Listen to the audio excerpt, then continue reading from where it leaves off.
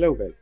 So, if you're looking to change the country of your Amazon Prime Video account, so if that's the case, you have come to the right place because today in this video, I'm going to show you exactly how you can do that. So, firstly what you have to do is just simply hover over your profile icon, then click on account settings, then just simply click on edit on Amazon. Now enter your password, then sign in, then a verification code will be sent to your mobile or Gmail, whatever you have added for verification. So just simply enter the code.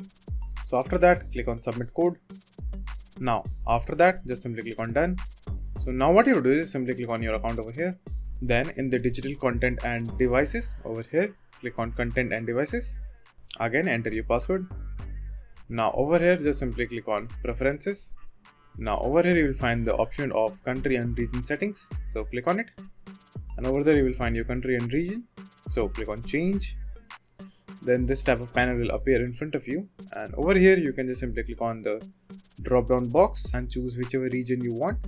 So all of the regions are available over here. Just simply choose whichever you want, then fill up all the details, then hit update, and the region will be changed.